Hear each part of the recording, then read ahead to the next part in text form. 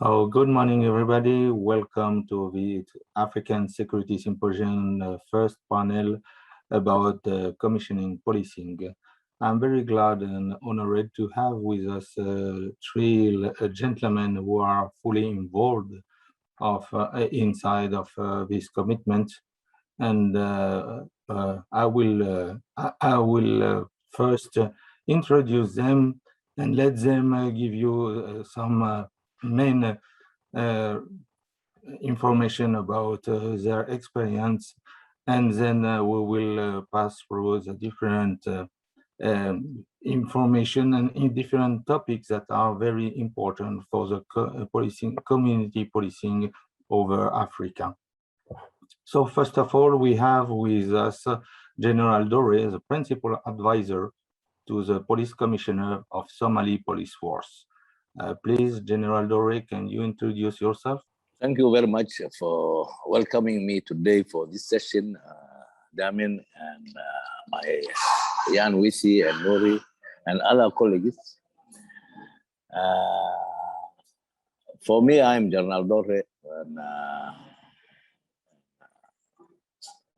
in particularly, I'm head of Interpol and NCB Mogadishu, and I was assisting special assistant for the commissioner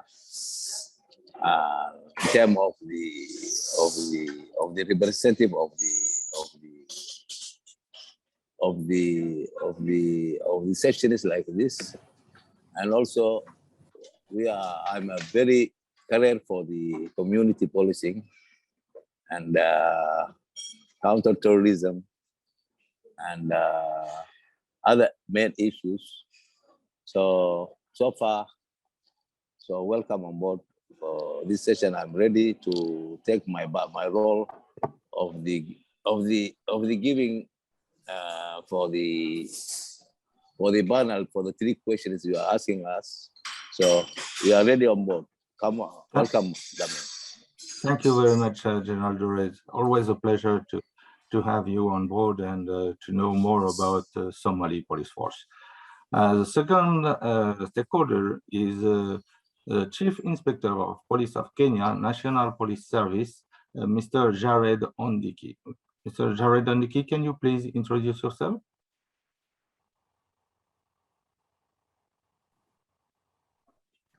Good morning, everyone. Can you hear me? Yes. Okay, my name is Jared Ondiki, Chief Inspector of Police. I'm attached to the Directorate of Criminal Investigation. I've been an investigator, both investigations and intelligence, where I do mentoring and the coaching. 2 years ago, I was seconded to the Inspector General of Police Kenya, where I work as a liaison officer from the Directorate, basically where we analyze crime and we give reports based on research, which informs the policymakers in their decision making. Thank you so much. Okay, thank you very much, Mr. Jared. The third stakeholder is from Interpol Regional Bureau for Western Africa. This is Mr. Madume Fortune Jr., Regional Specialist Officer. So, Fortune, can you please introduce yourself? My name is Madume Fortune Jr. I'm a Regional Specialized Officer at the Interpol Regional Bureau for West Africa, which is located in Abidjan, Côte d'Ivoire. I'm a seconded police officer from Nigeria, presently working in Côte d'Ivoire, and I'm saddled with taking care of some crime areas. I'm happy to be on this panel, and I'm happy for you guys having me. Thanks to Noah and Jan, and to the rest of the panelists. And I hope that we have a very good deliberation as we continue. Thank you. Thank you very much, Fortune. So, gentlemen, I'm very happy to have you on board for this panel because, frankly, We are on a day-by-day task fighting against, let's say, not only criminalistic but also terrorism on field in your countries. And I would like to start with a common question to all of you, which is, and I will start with General Dore, please, if you can answer. So how can community policing help states like Somalia recovering from civil war devastation? Yes, that is number one. Yeah, that's number one. Okay, so and, on my response of this, how can community policing help states like Somalia recovering from civil war devastation? That's number one, the question one. And when I starting about, as you aware that previously we have a central government. Before the central government collapsed, the community policing played a significant role. That had an organization from the community that worked within the police in every police station and every police post. Therefore, with so few resources, police succeeded in maintaining law and order fast forward. After the civil war, all Somali's central government institution collapsed. As you are aware, the Somali police was not exceptional. The war was hugely impacted. In 2000, after 10 years of policing absence, the police functions were revived. After the revival of the community policing played a critical role in working with the police hand in hand. The community helped the police typing off all criminal incidents as they were organized. The community supported the police, identify suspects, and also stand as a witness in the courts. On the other hand, the police participates, the community policing, the police institutional participates in community activities such as invigilating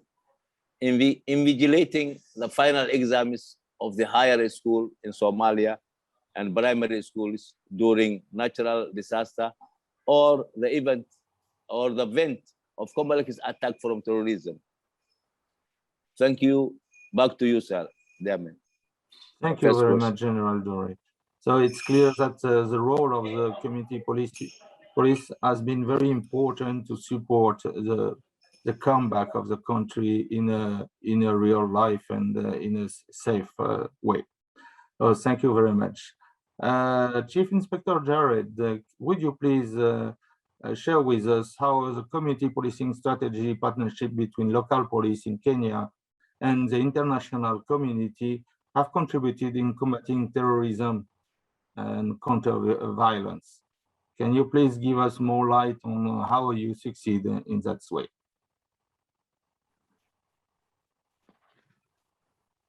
Yes, thank you so much, Mr. Jia. Kenya is bordered by 5 different countries. So community policing emphasizes on partnership based on proactive problem-solving efforts between the police and the public in order to identify, prevent, solve community safety and security issues more effectively in a collaboration fashion. Its focus is on establishing police-public partnership where the entire police organization, relevant government agencies, and the community actively operating in solving the problems. So in Kenya, in order to establish such a partnership, the police has worked closely in integrating into the community for the purpose of strengthening public trust and the confidence in their action, particularly through the policing by consent. In Kenya as a state, we have an obligation to provide protection against terrorism and ensure that any measure to combat terrorism complies with international law, in particular international human rights, law of refuge, and the humanitarian law. There is a comprehensive strategic efforts that is necessary to effectively counter terrorism, in particular to prevent people from becoming terrorists and to thwart terrorist suspects plan to bring them to justice in a court of law. The lack of effective accountability for the action of the state and its agents to counter terrorism increase the risk of human rights violation, which may further terrorism and undermine public trust and the support for counter-terrorism efforts.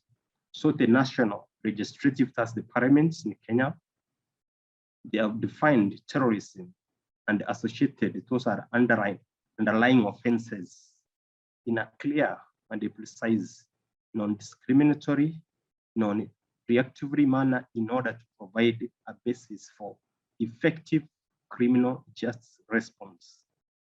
An overall broad definition of terrorism, risks which undermines human rights and the rule of law. Thus, anti-terrorism registration, it has been put in the public, so it's accessible to the members of the country. As a state, has acknowledged the usefulness of such joint efforts in the form of public partnership in countering terrorism. So these are the approaches consist of local, tailored, and locally driven initiatives that draw on partnership among a wide range of actors, both states and non-state actors, beyond traditional security practitioners, to include other public authorities, as well as civil society organization, business sector, and the media. Thank you, Mr. Chair. Thank you, Mr. Jared. So it's clear that community policing in Kenya have been supported by national police and by the international committee to be the last miles and to support all the effort against terrorism up to the court. So that's really good, good job. Thank you very much for your witness.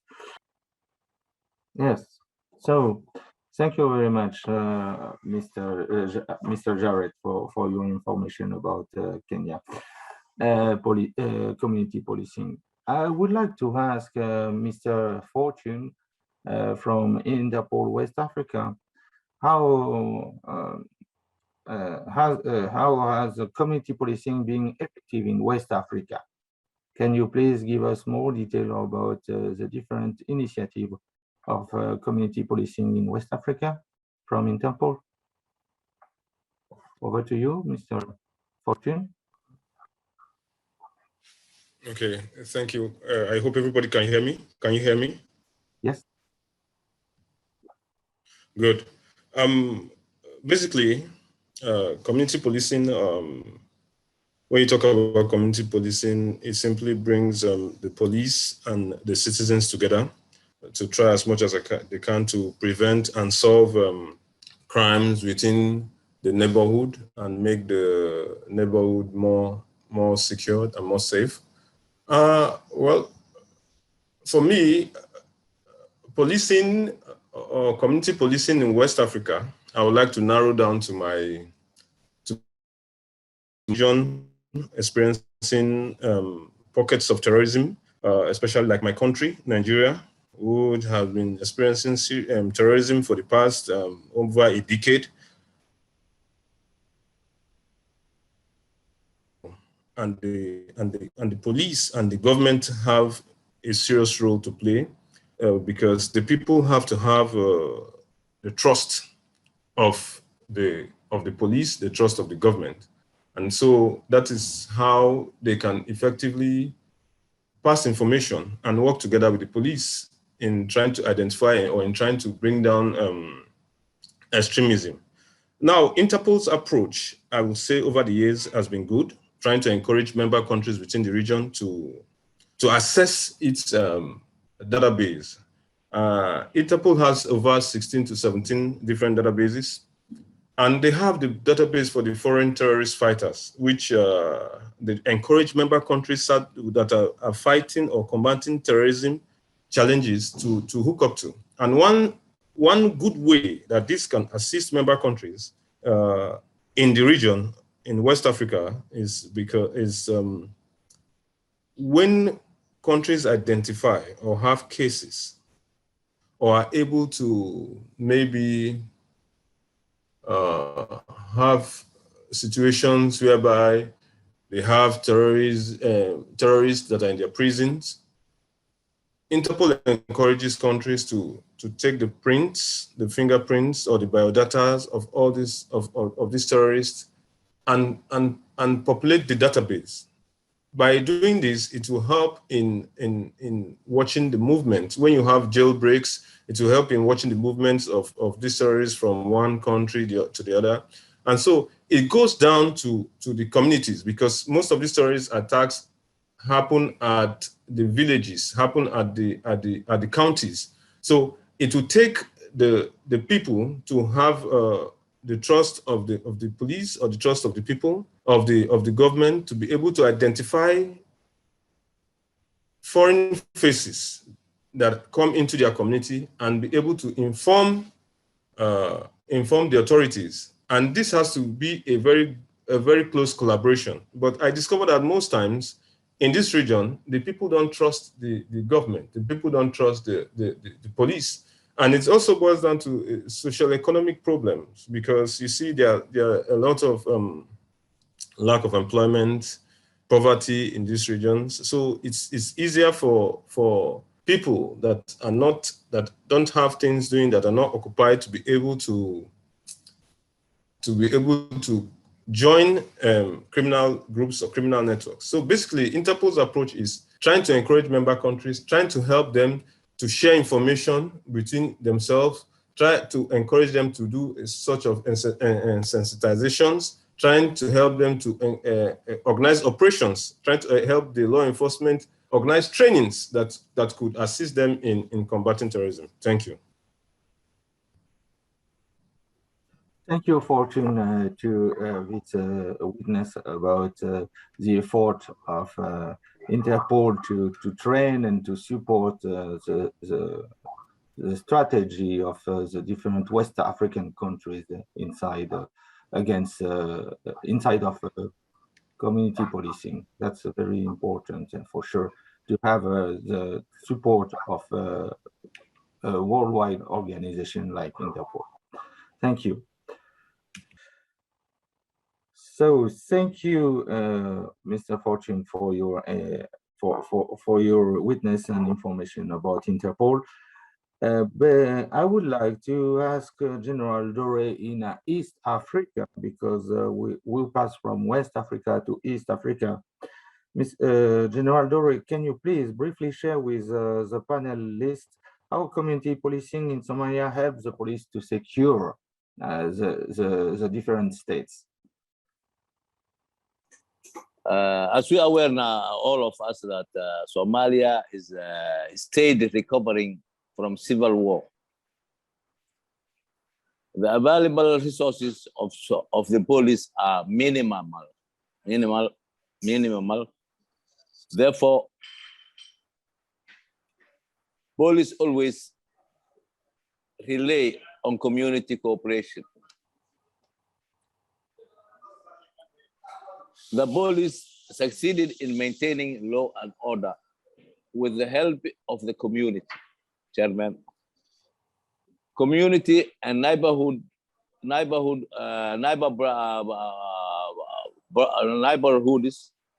the community and neighborhoods strictly control activities in every specific community. if they find any suspected activities, they immediately call the helpline of the police for reporting the information.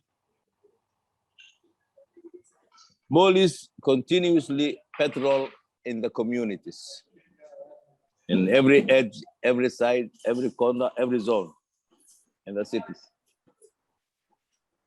And they are always welcoming, cooperated, and informed of all malicious activities by the community. The community is very organized as a streets, sub-districts, and they have community leaders in all those levels, such that it becomes easy for the police to maintain law and order. Thank you, Chairman. Back to you. Thank you very much, General Dore. So it's good to see that there is strong community in Somalia relying on police and working together with the Somali police force. That's good.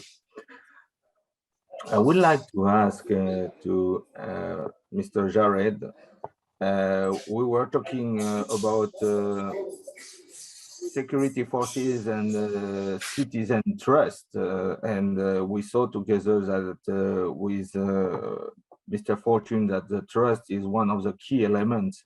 So in the COVID-19 crisis situation, can you please tell us what are the negative consequences happening in place where this foundation of trust was not existing? Mr. Jared? Yes, Mr. Ipia, thank you so much for the question. So because this is a new pandemic, it's now a global issue and it's a global threat. So the police forces and the army were the first people to be on the front line fighting against the COVID.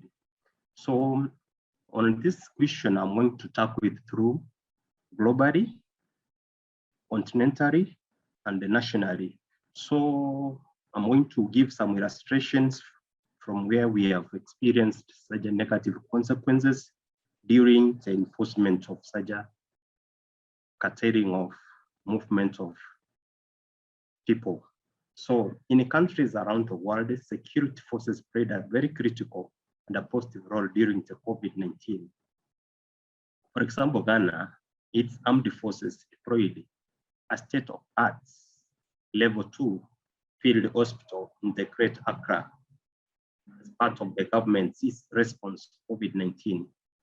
Likewise, armies in the United States of America, Serbia, Sweden, and Italy, and elsewhere, field hospitals to boost their national capacity to treat COVID-19 patients. In Israel, the Ministry of Defense became deeply involved in the country's health response and even requested to be put in charge of the country's national response instead of the Ministry of Health. However, not all security services contributed in this global fight have been positive. Allegations of police brutality have surfaced in several African countries and across the world. As countries moved to restrict citizens' movements to control the spread of the deadly virus, heavy-handed tactics have led to serious human rights violations and fatalities.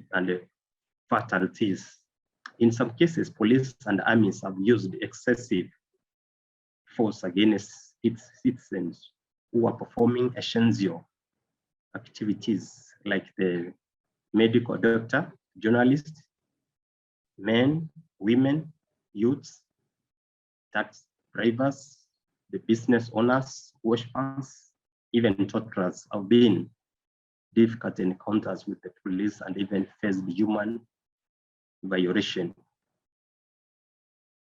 These arguably leading examples of poor managed security sector response of being in India with multiple incidences of harsh repercussions for those who did not obey the curfew restrictions.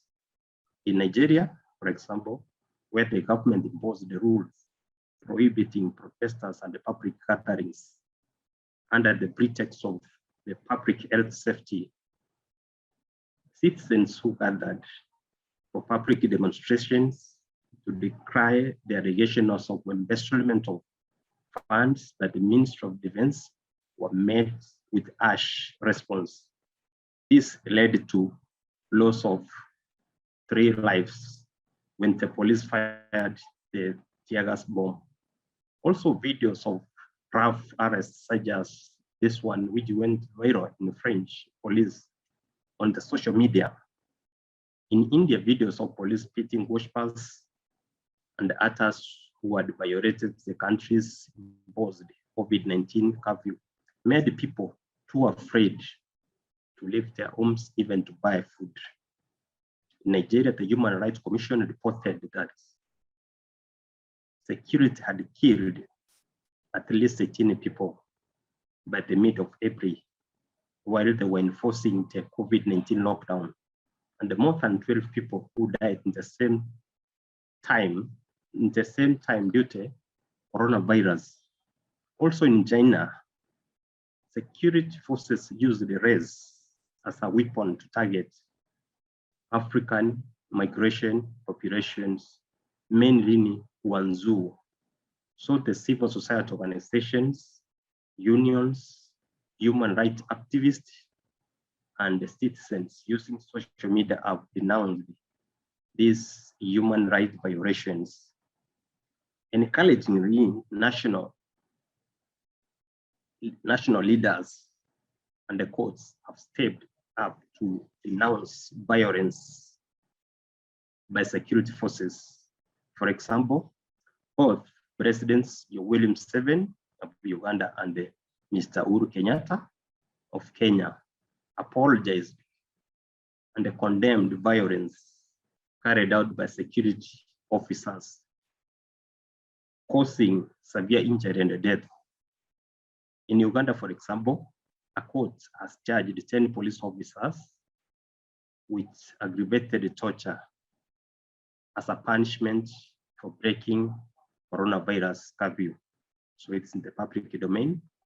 So in this apology, now in Kenya, Mr. Kenyatta, the president, sought to reassure Kenyans that now was the time to rebuild, collaborate between security service and the citizens they serve.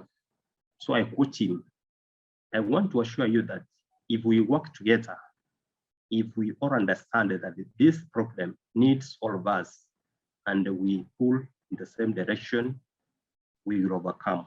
End of the quote. That's the president who quoted that. So in involving the communities in countering terrorism may, however, be challenging. There has been a history of misconceptions, tension between police, intelligence agencies, and the public at large, or with some communities in particular, especially following cases of repeated police conduct. Furthermore, states authority, while seeking to develop partnership, they should keep in mind that some individual and other groups may be driven by personal agenda that do not necessarily correspond to the interest of the community. Traditionally, counterterrorism policies and practices have been community targeted, namely targeting communities for intelligence gathering and enforcement activity driven by security priorities of the state. They have focused on tactics such as the use of police, stop and search power, covert operations, and intelligence gathering methods to detect suspected terrorists and thwart their active plans to attack. So, on such methods are necessary and a part of effective strategies to counter terrorism, but should be carried out at a timely within a framework based upon the rule of law and the respect to human rights.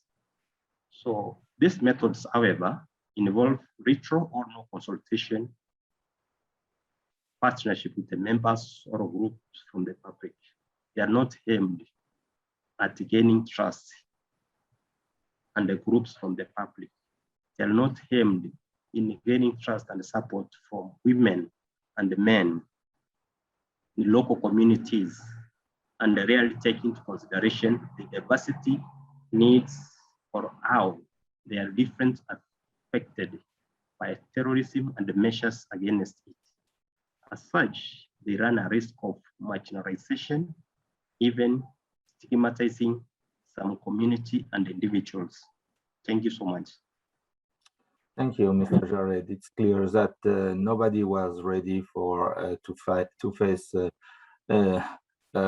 pandemic as the COVID-19, and it's clear also that day by day we all reinforce and enforce the respect of the human rights and the respect of the laws of each country. That's mandatory for any police and any community policing. So that's clear. I would like to ask to Mr. Fortune, based on this information coming from Mr. Jared about the different level of acceptability of community policing among the population. So thank you, Mr. Jared, for this witness about Eastern Africa. And I would like to ask to Mr. Fortune, what should be the acceptability level of community policing among the population in West Africa? What is? Do you have any example, please? If I get your question correctly, you are asking if the level of cooperation in Africa in community policing. Am I correct? Yes. Oh well, for me personally, I don't think enough is being done in community policing in West Africa.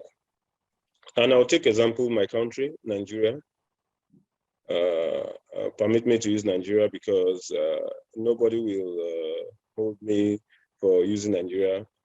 You will say he's a Nigerian, so he can talk about Nigeria. What I've seen in West Africa is that the people are very much disconnected mainstream,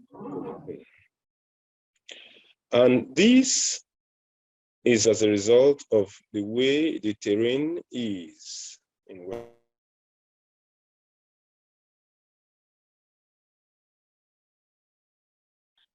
has land size, which it is sometimes difficult for mainstream policing to get to the rural areas, which you are saying you could travel as much as 8, 9, 10 hours to get to these rural areas.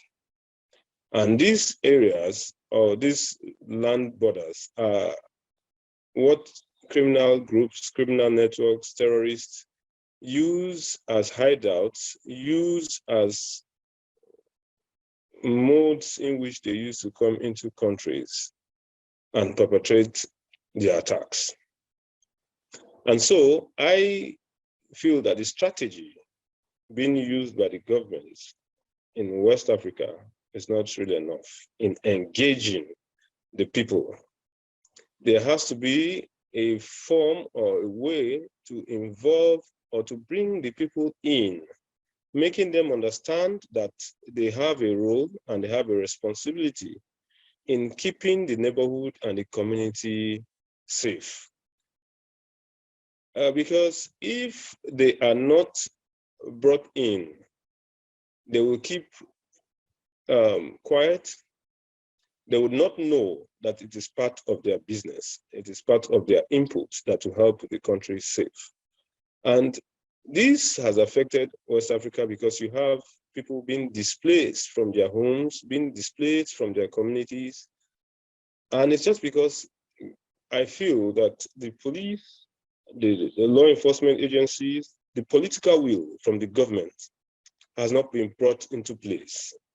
By making these people have a channel, or by maybe engaging the community leaders, creating vigilante groups, because West Africa is different, West Africa is peculiar, that will make them, that will help them interact with the mainstream police or with the government to be able to curb this extremism, to be able to curb this terrorism. That's one. Then secondly, another strategy is by trying to engage the young population, the youths, try to engage them in various activities. This will not make them open and liable to joining criminal networks, joining terrorism, because this has to do with radicalization. And it is becoming a very, very, very serious problem in the sub-region. And when you have such insecurity, such problems in the region, it affects business, it affects the economy, it affects investors coming into the region to invest their monies, their companies, and what have you. So I feel that the strategy being used in West Africa, there has to be the political will from the government. There also have to be strategies that the police and law enforcement have to adopt in engaging, in bringing in the communities and helping them to gain the trust from the police and from the government. Thank you. Thank you, Mr. Fortune. So it's clear that each government has to make more effort to continue their effort to have community leaders and young people engage together with the police objective. That's clear. I would like to come back to General Dore, because this is a part of the reconstruction of Somalia, and it is clear that there is rebuilding the community policing in Somalia. You have to face, General Dore, several challenges, and of course there is opportunities. Can you please give us more detail about the challenges and opportunities of the rebuild of the community policing in Somalia, please? Thank you, Chair. It's a good question about that you highlighted for the rebuilding the community policing of Somalia, challenges and opportunities.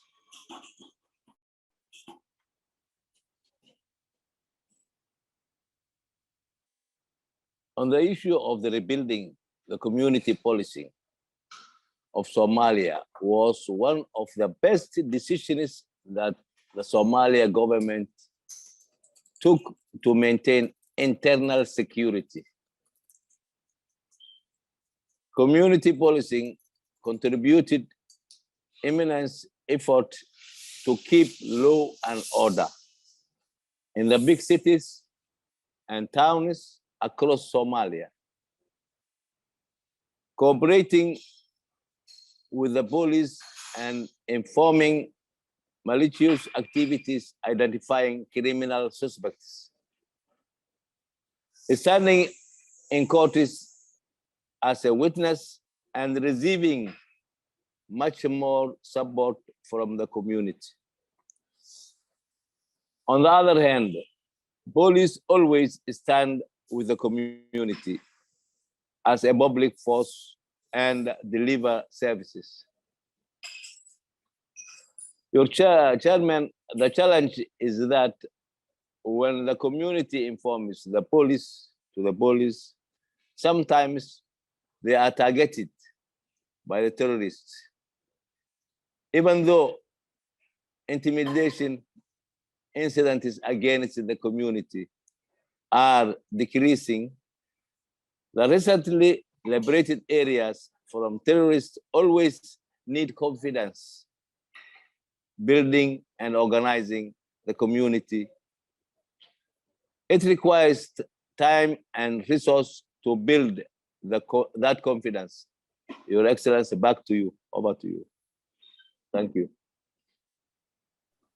Thank you, General Dore. Thank you for this witness. It's clear that you are on the right way in Somalia to recover the trust and to recover the peace. Well, congratulations in that sense.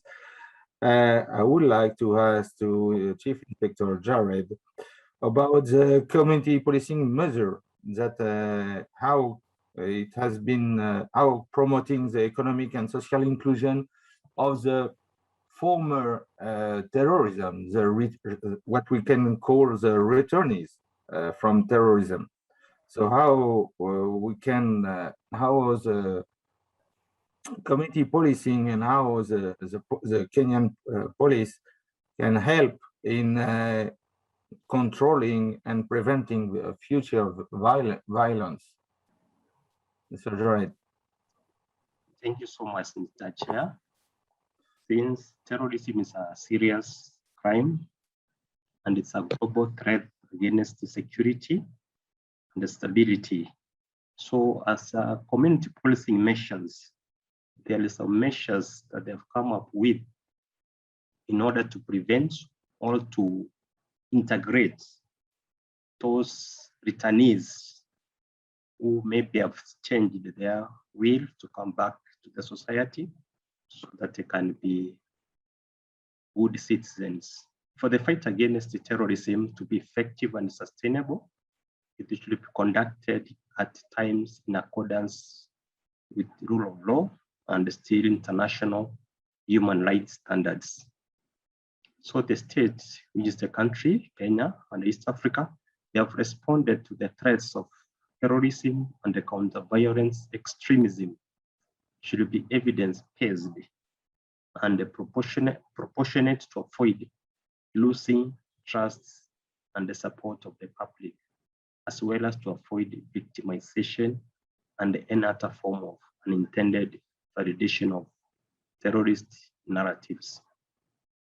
So the traditional counterterrorism for work of law enforcement and intelligence agencies, they have come up with the needs to supplement with prevention efforts to address conditions that are conducive to the spread of terrorism, that is, disrupt terrorist radicalization and stun recruitment.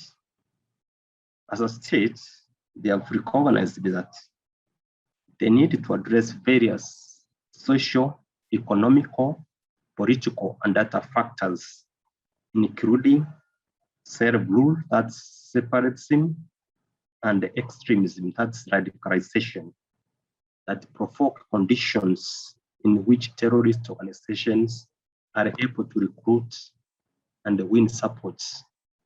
Many of them have developed specific policies and they put significant efforts into it, such as tackling the many conditions conducive to terrorism, especially structures of pull factor. They're looking at what is it that pulling these people to join terrorism or radicalization. So depending on the efforts in the field, relevant, but not specific to countering terrorism, such as the community policing, now they're addressing the negative socioeconomic factors, such as corruption, lack of good governance, as well as high unemployment, especially among the youths.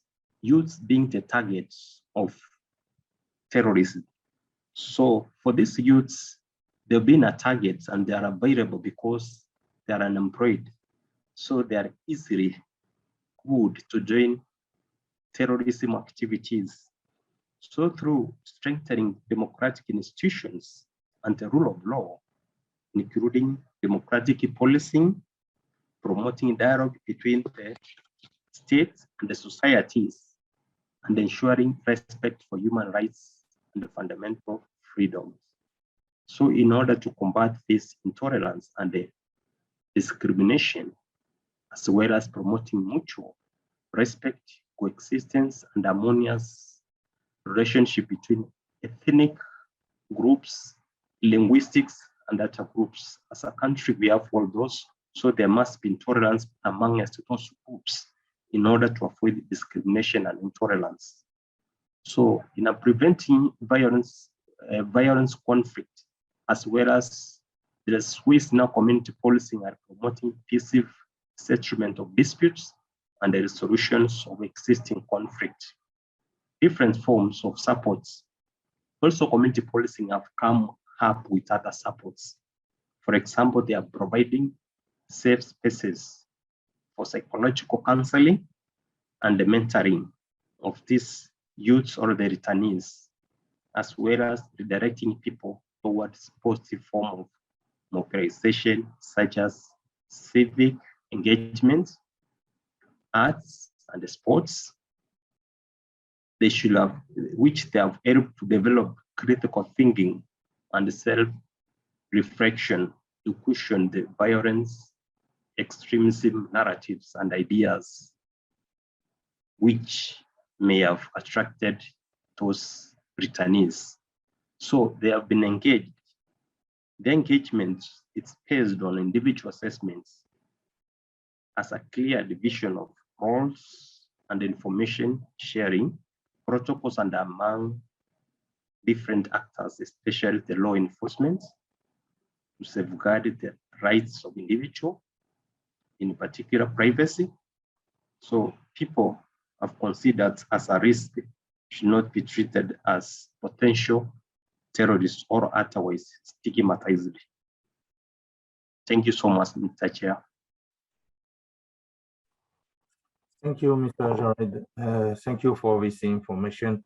It's clear that it's a day-by-day task, and as you said, is people by people in order to make sure that there is some seed growing into the community, for sure. I would like to ask to Mr. Fortune about the role of Interpol and what Interpol has done so far to encourage member countries to use community policing to combat terrorism. Can you please give us more information about this point, Mr. Fortune? Okay. Thank you, Mr. Chair. This is a very good question. One of the good things that Interpol has done with the region through the regional office for West Africa is basically training law enforcement, teaching them how to relate with the people through community policing, how to engage the people, how to get the trust of the people, teaching them how to let the people know that any information shared by the people is safe in their possession and the information is being protected and the people are protected. That's one in the areas of training. In the areas of operation, teaching countries and law enforcement in how to conduct operations in splinter cells in various crime areas. For example, terrorism, teach member countries on how to conduct operations through information sharing between countries, between communities, between regions. Also, Interpol has also engaged member countries in encouraging them in accessing information and also sharing information from a very robust system that is comprising of over 196 member countries, feeding a system. And it encourages those member countries to access those information and use them in trying to combat this radicalism and also encourage them to populate it, encourage them to share information also that could also help both member countries within the region and outside the region in Africa and the world at large. Because we all know that criminal groups, criminal networks are very fluid in movement. And we all know as law enforcement that these criminal networks, they don't have boundaries, they don't have barriers, while we in law enforcement have problems in moving because one law, the law that is on this country is not the same law that is reciprocated in another country. And when you are chasing criminal networks or when you are chasing these criminal groups, when they move from one country to another, you have to stop and seek collaboration from the next country. But criminal networks don't have that problem. They move and they just connect and continue. So Interpol encourages member countries to share information, to do joint operations, to link up with the people. And so far, so good. That's what Interpol has been doing, even at the regional level. And there has been a little setback because of the pandemic, because of the COVID situation, when countries had to close their borders and because of the pandemic. But you know, the criminals didn't stop. The criminals didn't say that there was COVID and they stopped perpetrating their evil acts. But Interpol still had to organize virtual meetings with commanders, with heads of police, with chiefs of police, and give them strategies and encourage them on how to solve this problem. Thank you, Mr. Chair. Thank you very much, Mr. Fortune. So we're reaching the end of this panel discussion. I would like to thank you all, General Dore, Principal Advisor to the Police Commissioner of Somali Police Force, Mr. Jared Ndiki, Chief Inspector of Police of Kenya National Police Service, and Mr. Madume Fortune Jr., Regional Special Officer of Interpol in the Region Bureau of West Africa. As conclusion and share of this panel, I would like to point out that it is clear that there is a basement of community policing growing up thanks to the effort of the national and local police in each country, and thanks also of a big organization like Interpol, who are supporting the effort of each of the national police inside of their country. So I think it's a real good engagement, and we hope that in the future there is no stop. As you said, Mr. Fortune, the bad guys never stop, so we have to continue. Thank you very much all. Have a good day. Thank you, Chair, and have a good day to you. Bye. Thank you, Chair, and have a good day.